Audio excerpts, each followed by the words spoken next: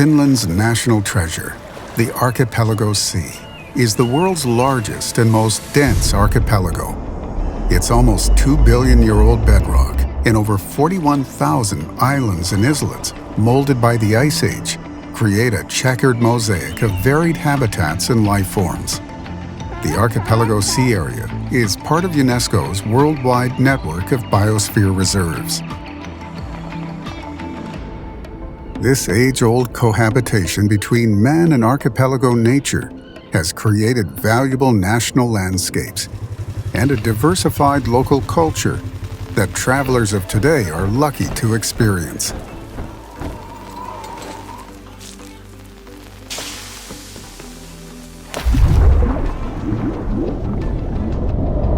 But beneath the surface dwells a sea that is seriously ill. During the most beautiful summer days, a mess of algae covers the sick sea. It prevents swimming and stops children from playing in the water. Due to the toxin risk, the seawater cannot even be used to wash potatoes. Because of over 50 years of ongoing nutrient flushing, the future of the archipelago sea is threatened. According to the latest data, last winter's nutrient washout was the worst ever recorded. In order to solve this situation, Professor Kalervo Vannanen, with the help of over 100 specialists, has devised a 3-part action plan. This new circular economy solution is designed to kickstart the cleanup process of the archipelago sea. More nutrients are constantly flowing into the archipelago sea than the sea can remove. This intensifies eutrophication, which at worst leads to the death of the seabed and its biota. The improvement of the state of the archipelago sea requires a reduction in the amount of nutrients from it and from the ecosystem formed by its catchment area. Firstly, all known means of reducing the runoff of nutrients into the region's waters must be stepped up.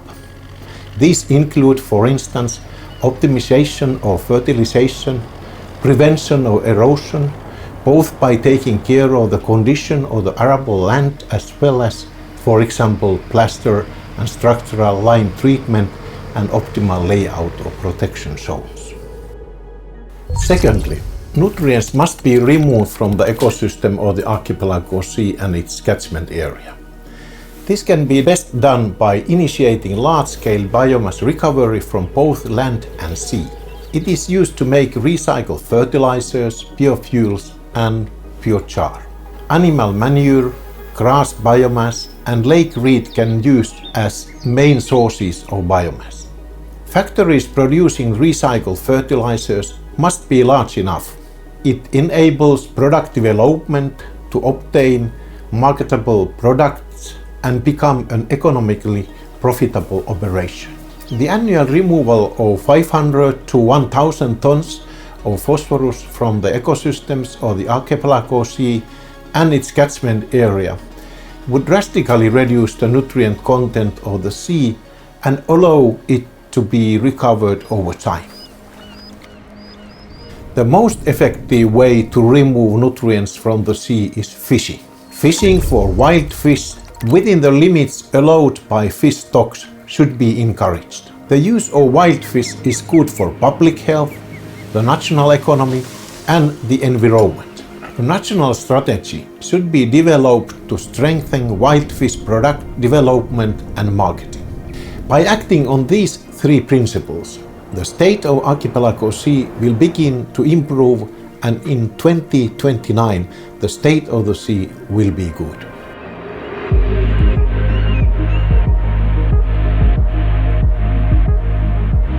Cleaning the archipelago sea by utilizing nutrient recycling is the future.